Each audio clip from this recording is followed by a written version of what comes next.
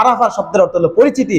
পরিচিতি এখানে আমাদের ইব্রাহিম আলাইহিস সালাম, ইসমাঈল আলাইহিস সালাম, এই দুইজনে যেদিন থেকে জানতে পারছেন আল্লাহ তাআলা তাদেরকে আদেশ করেছেন, যেদিন থেকে জানতে পারছেন জবাই করতে হবে, সেই আরাফার ময়দানের থেকে তারা অবগত হন।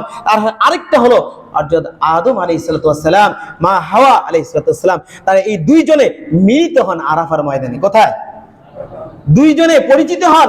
অর্থাৎ আল্লাহ তাআলা, সময় আছে আমাদের হাতে, আল্লাহ রাব্বুল আলামিন, বলবো আল্লাহ রাব্বুল আলামিন, দেখেন অল্প কথাই বলে শেষ করে দিব।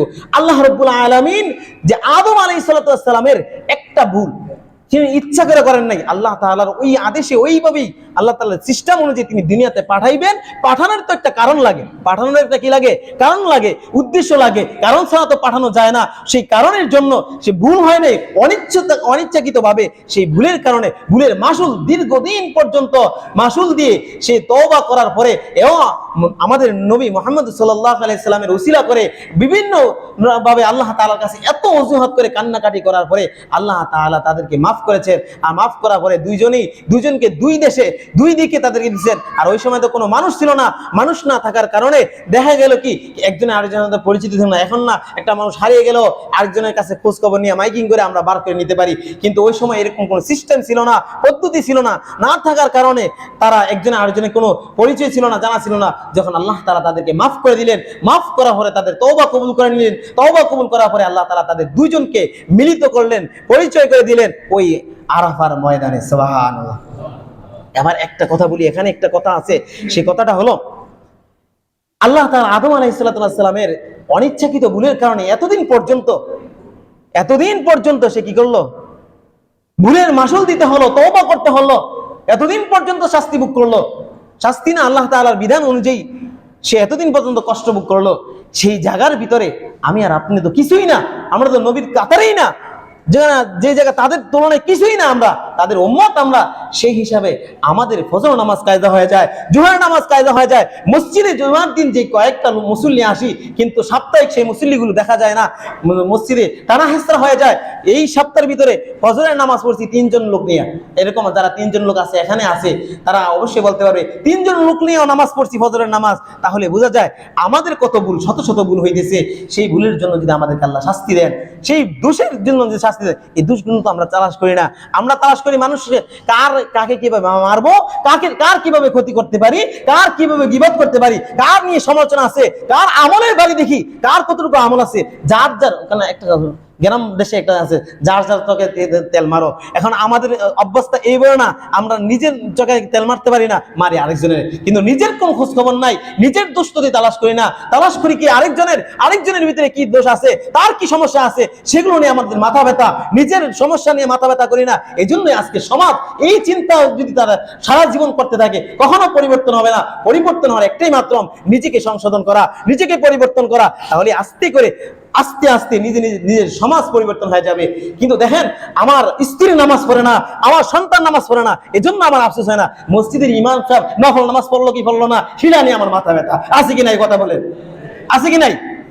আমাদের মসজিদে হোক, যে কোনো মসজিদে হোক, আমাদের এই সমস্যাটা হয়। মসজিদের ইমাম সাহেব কি করলো সেটা আমাদের কিন্তু ইমাম সাহেব যেভাবে আমরা তদারকি করি, ইমাম সাহেবকে যেভাবে আমরা খেয়াল রাখি, সেভাবে যদি আমার ফ্যামিলি থেকে, আমার সন্তানগুলোকে, আমার স্ত্রীকে সেভাবে যদি আমরা খেয়াল রাখতাম, গুরুত্ব দিতাম, তাহলে একটা লোক জাহান্নামী হতো না, সবগুলো জান্নাতি হয়ে যেত। কথা বলেন ঠিক কিনা? সবগুলো লোকেই সবগুলো দায়িত্বের কাতারে হইতো না। প্রত্যেকটা সমাজের মধ্যে সমাজ পরিবর্তন হয়ে সমাজের মধ্যে একটা জান্নাতি, অর্থাৎ ইসলাম যে শান্তি চায়, সে শান্তির পরিবেশ কায়েম হয়ে যেত। কথা বলেন ঠিক কিনা? কিন্তু আমাদের অবস্থা হলো কি, নিজের দিকে তাকাই না, তাকাই উপরের দিকে আর আরেকজনের দিকে। কথা বলেন ঠিক কিনা? এই জন্য সমাজ কখনো পরিবর্তন করতে পারবো না। সমাজ পরিবর্তন করতে পারে আদম আলাইহিস সালাম সামান্য অনিচ্ছাকৃত ভুলের কারণে এতদিন মাসুল হইল। আর আমাদের ফরজ নামাজ কত নামাজ কায়দা হয়ে যেতেছে, জীবনে কত ভুল করতেছি, সেই ভুলের মাসুলগুলো আমরা চিন্তাই করি না। মনে করি সাধারণ কিছু, আল্লাহ মাফ করে দিবেন, আল্লাহ তো আসেনি আমাদেরকে বসে আছেন আমাকে মাফ করার জন্য। এই চিন্তা করে ঘুম নষ্ট করেন না। আল্লাহ তাআলা আপনাকে মাফ করবেন। মাফ করার কারণ থাকতে হবে, সবব থাকতে হবে, উসিলা থাকতে হবে। আপনি যদি উসিলাই না থাকে, আল্লাহর কাছে যদি কান্নাকাটি নাই করেন, তাহলে আল্লাহ আপনাকে কোন উদ্দেশ্যে মাফ করবে? আল্লাহ বানাইছেন আপনার জন্য, জান্নাতের জায়গাও তৈরি করছেন, জাহান্নামের জায়গাও তৈরি করছেন। আল্লাহ বলছে এই জাহান্নামের জায়গা যদি মাফই করে দিতেন, তাহলে জাহান্নাম কি দরকার ছিল? কথা বলেন ঠিক কিনা? যদি মাফই করে দেওয়ার উদ্দেশ্য থাকতো, যদি আপনাকে শাস্তি দেওয়ারই কোনো উদ্দেশ্য না থাকতো, তাহলে জাহান্নামে কি জন্য বানাইছেন? আপনাকে আমাকে জাহান্নামে দেওয়ার জন্য আল্লাহ তাআলা জাহান্নামকে সৃষ্টি করছেন। এই জন্য মনে রাখেন না যে আল্লাহ দয়ালু দিকে সবচেয়ে বেশি দয়ালু, সবচেয়ে বড় ক্ষমাশীল। এই উদ্দেশ্যে আমি নামাজ না পড়লেও আমাকে আল্লাহ মাফ করে দিবেন, আমি ইবাদত না করলে মাফ করে দিবেন, ও আমি মানুষের উপরে হত্যা করবো, মানুষের উপরে জুলুম অত্যাচার করবো, আমি মাফ পেয়ে যাবো। সহজ না এত বিষয়। আল্লাহ তাআলা বলেন আমার বিধান অনুযায়ী, আমার নিয়ম অনুযায়ী, আমার সিস্টেম অনুযায়ী যদি তুমি চলো তাহলে আমি আল্লাহ তোমাকে মাফ করে দিব। আর যদি আমার সিস্টেমের বাইরে তুমি চলো তাহলে অবশ্যই আমি মাফ করবো না। কারণ আমরাও তো আমার কথা অনুযায়ী যদি চলেন, তাকে আমি খুব ভালোবাসি, খুব মহাব্বত করি, তাকে আমি কাছে টানি, তাকে আমি 2টা টাকা দিতে আমার ভালো লাগে। আর যখন আমার কথা অনুযায়ী না চলে, আমার বিরুদ্ধে চলে, তখন সে আমার যত বড় ভাই হোক, আমার বাবা হোক, আমার সন্তান হোক, যেই হোক, সে আমার শত্রুতে পরিণত হয়। কথা বলেন ঠিক কিনা? বাস্তব কিনা কথা বলেন? এই জন্য আদম আলাইহিস সালাতু ওয়াস সালাম তো কোনো ভুল করেন নাই, তার কোনো ভুল হতে পারে না, নবীদের কোনো ভুল নেই। তারপরও নবীরা এত কষ্ট করতে হয়েছে, আমরা তাদের সন্তান, আমরা হলাম তাদের উম্মত। সেই জায়গার ভিতরে নিজেকে একটু চিন্তা করে দেখবেন, আমার সন্তান যে নামাজ পড়তেছে না, আমার সন্তান তো আমাকে জাহান্নামে নিয়ে যাবে।